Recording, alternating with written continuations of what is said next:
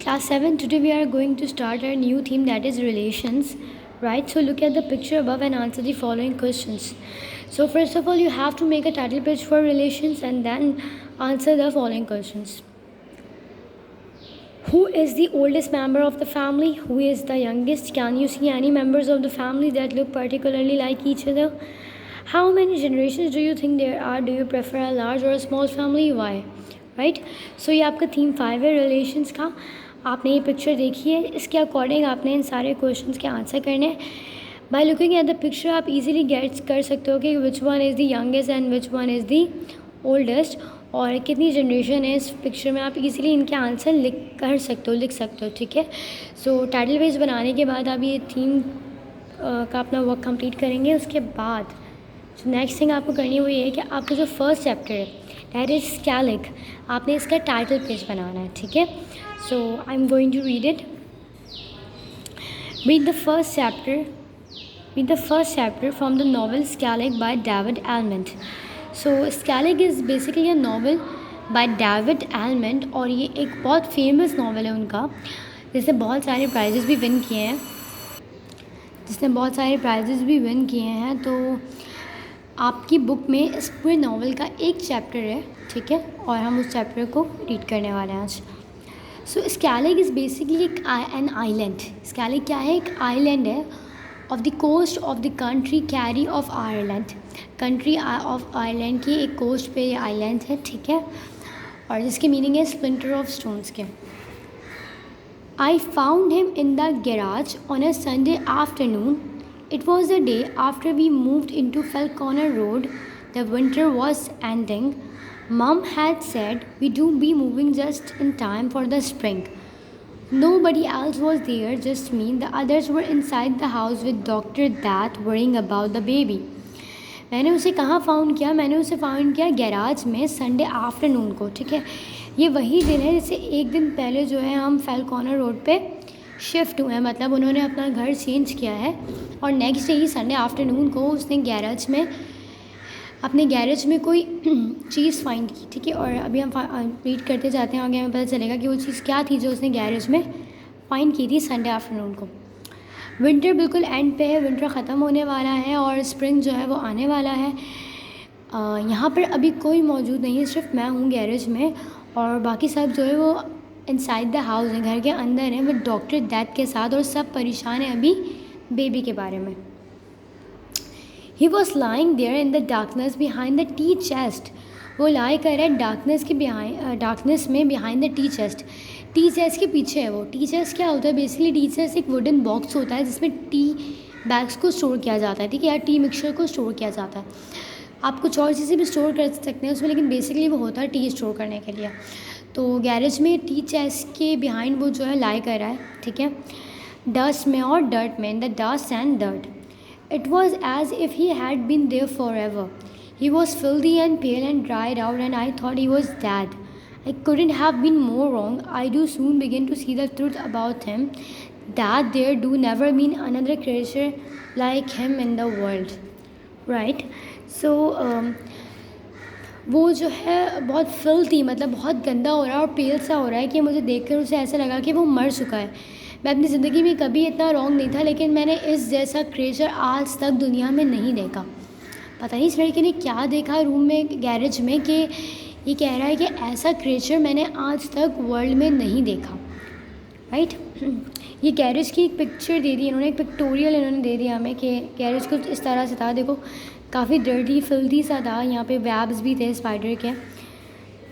Right. We called it the garage because that's what the state agent mister Stone called it. हम इसे garage इसलिए कहते हैं क्योंकि मिस्टर स्टोन जो कि हमारे स्टेट एजेंट थे जिन्होंने हमें घर दिलाया था, वो इसे गैरेज कहते थे. It was more like a demolition site और रबिश डंप और like one of those ancient warehouse they keep pulling down at the keep. ये क्या कह रहे हैं कि ये गैरेज से ज़्यादा डिमोलिशन साइट लगती है. डिमोलिशन साइट क्या होती है? डिमोलिशन का मतलब क्या होता है? जहाँ पे हम किसी भी चीज़ को डिस्ट्रॉय कर दें, डैमेज कर दें. राइट. और रबिश डंप मतलब जहाँ पे हम कचरा जो है अपना वेस्ट करते हैं. हमारे जो ट्रैश होता है उसको जो हम वेस्ट करते हैं उसे हम रबिश डंप कहते हैं. ठीक है. और या तो ये कुछ एंशियंट वेयर हाउसेस की तरह लग रहा है, मतलब कदीम जो है वो वेयर हाउस मतलब गोदाम जहाँ पे फूड स्टोर किया जाता था, जहाँ पे चीज़ें स्टोर की जाती थी। तो ये कदीम ज़माने लोगों के गोदाम की तरह लग रहा है, वेयर हाउस की तरह लग रहा है, ठीक है। Mr. Stone led us down the garden, tucked the door open and shone his little torch into the gloom. Mister stone जो है हमें कहाँ लेकर गए थे, डाउन द गार्डन लेकर गए और उन्हें टक किया डोर को, मतलब टक का मतलब क्या है, हार्डली पुश किया डोर को, ओपन किया और फिर उन्होंने अपनी टॉर्च से हमें डार्कनेस में हल्की सी लाइट को शो किया। और फिर हमने उनकी जो है साथ ही अपने we shoved our hands in the doorway with them, और हम उनके साथ ही अपने सर लेकर चल दी डोरवे तक। You have to see it with your mind's eye, he said. See it clean with new doors and the roof repaired. See it as a wonderful two-car garage. हाँ, मिस्टर सोने को क्या कहा कि अपनी brain की आई से आप चेक करें, इसे समझें कि आप ये क्लीन है, इसकी 2 न्यू डोर्स इसमें बने हुए हैं और इसकी रूफ भी क्या है, बिल्कुल छत भी क्या है, रिपेयर्ड है गैराज की, ठीक है। और इसे आप वंडरफुल 2-कार गैरेज समझें। मतलब गैराज बेसिकली क्या होता है, जहाँ पे आप कार पार्क करते हो। तो ये मिस्टर स्टोन का गैराज बिल्कुल एक रबिश डंप लग रहा था, लेकिन मिस्टर स्टोन ने जब अपने गैराज को इन लोगों को दिखाया, मतलब जब ये शिफ्ट हुए घर में, तो उन्होंने कहा कि आप समझे कि ये क्लीन बिल्कुल एक गैराज है जिसके न्यू डोर्स हैं, जिसकी रूफ भी बिल्कुल रिपेयर्ड है, और ये एक 2-कार गैराज है, मतलब यहाँ पर 2 कार्स जो हैं वो एट अ टाइम जो है पार्क हो सकती हैं। He looked at me with a stupid grin on his face. उसने मेरी तरफ देखा, मतलब मिस्टर स्टोन ने सड़के की तरफ देखा और and with a stupid green on his face. अच्छा, उसके फेस पे क्या थी, स्टूपिड ग्रिन थी। स्टूपिड ग्रिन का मतलब क्या होता है, स्माइल ब्रॉडली, मतलब वो एक स्टूपिड स्माइल हंसते हुए उसको देख रहा था, ठीक है। और something for you lad a hideaway for you and your mates, what about that? और फिर मिस्टर सोनू से क्या कहा कि ये गैराज जो है वो तुम्हारे लिए एक हाइडवे भी बन सकता है, तुम्हारे और तुम्हारे दोस्तों के लिए, मतलब अगर छुप ना हो, छुप के कोई काम करना हो तो वो आप इस गैरेज में कर सकते हो। I looked away. I didn't want anything to do with him all the way around the house. It had been the same. Just see it in your mind's eye. Just imagine what could be done all the way around. अच्छा, मैंने फ़ौरन जब mister Sonu से ऐसा कहा कि ये हाइडवे बन सकता है तुम्हारे और तुम्हारे मेट्स के लिए, तो फिर मैंने दूसरी तरफ देखना शुरू कर दिया, मतलब जो राइटर है उसने। और मैं कुछ भी नहीं चाहता था मिस्टर स्टोन से, और पूरे घर को जिस तरह से मिस्टर स्टोन ने उन लोगों को दिखाया, अभी तो सिर्फ गैराज का उसने बताया कि मिस्टर स्टोन ने गैराज उनको इस तरह से दिखाया था, पूरा घर भी उन्होंने इस तरह से उन्हें उस लड़के को दिखाया, उसकी फैमिली को दिखाया कि अपनी माइंड की आई से इमेजिन करें आप कि घर ऐसा नहीं बल्कि क्लीन है और बहुत अच्छा है, बहुत लेविश है, बहुत फर्निश है, रेनोवेट है, सही है। All the way round I kept thinking of the old man Ernie Mears that had lived here on his own for years. पूरे वक्त जब वो हमें घर दिखाता रहा मिस्टर स्टोन, तो मैं सिर्फ एक ही बात सोचता रहा उस ओल्ड आदमी के बारे में जो इस घर में कई सालों से रह रहा था।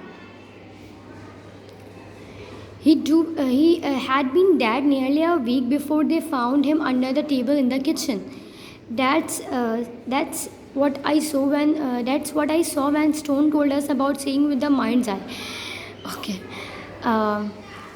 इसने क्या देखा, इसने जब स्टोन इनको कह रहा था कि अपनी माइंड की आंखों से आप देखें और आपने घर को ऐसा नहीं सोचें, बिल्कुल अलग सा तस्वर करें, ठीक है, इमेजिन करें, तो इस लड़के ने क्या देखा कि जब स्टोन इनसे कह रहा था कि अपनी माइंड की आई से आप इमेजिन करें, तो इसने देखा कि जो वो ओल्ड मैन है वो जो है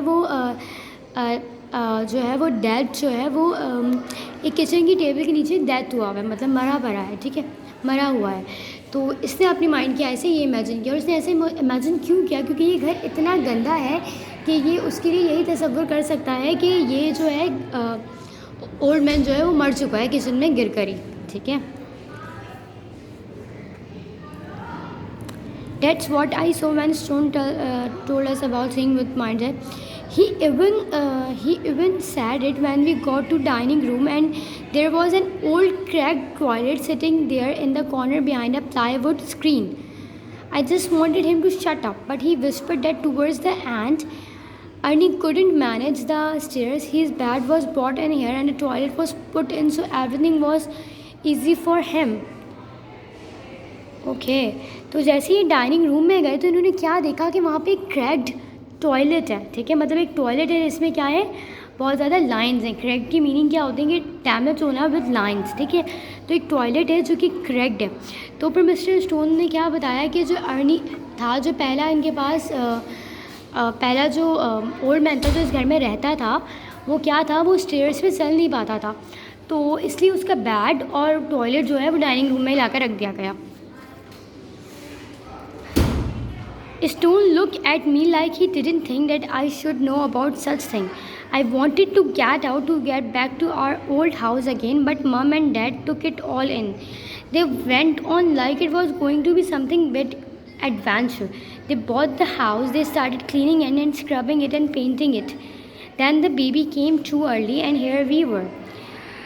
मैं यहाँ से भाग जाना चाहता था, लेकिन मेरे पेरेंट्स ने क्या किया, ये घर परचेज़ कर लिया, इस घर को रेनोवेट किया, इस घर को क्लीन किया, इस घर को पेंट किया, और उनके ख़्याल से यहाँ को एक न्यू एडवेंचर हमें मिलने वाला है, हम मतलब एक एडवेंचरस लाइफ जो है यहाँ पे स्पेंड करने वाले हैं। तो दैट्स वाई इन्होंने जो है वो घर ख़रीद लिया, बॉट कर लिया। और फिर then the baby came too early and here we were, और फिर उसका एक सिबलिंग भी हो गया, और अब यहाँ पे ये सब अभी स्टिल ये लोग रह रहे हैं यहाँ पे, ठीक है। लेकिन ये जो बॉय है जो बता रहा है स्टोरी अपनी, ये जो है एक एक्स्ट्रा थोड़ी सी नॉलेज मैं आपको दे रही हूँ क्योंकि ये नॉवल मैंने ऑलरेडी रीड किया हुआ है। तो ये जो बॉय है इसका नाम था माइकल, ठीक है। तो माइकल यहाँ बिल्कुल भी रहना नहीं चाह रहा, माइकल का दिल चाह रहा है कि वो वापस अपने ओल्ड हाउस में चला जाए, ठीक है। तो ये सिर्फ उस नॉवल का चैप्टर 1 है जो हमें दिया हुआ है। अब इस चैप्टर 1 की रीडिंग तो हमने पूरी कर ली, अब आपका काम क्या है कि आप इसको दोबारा से अच्छे से रीड करोगे, और अगर आपको कोई क्यूरी होती है, कोई प्रॉब्लम होती है, तो just you have to text me. So your homework is to make a title page for theme and answer the questions of the theme, and then you have to make a title page of chapter Skellig, right.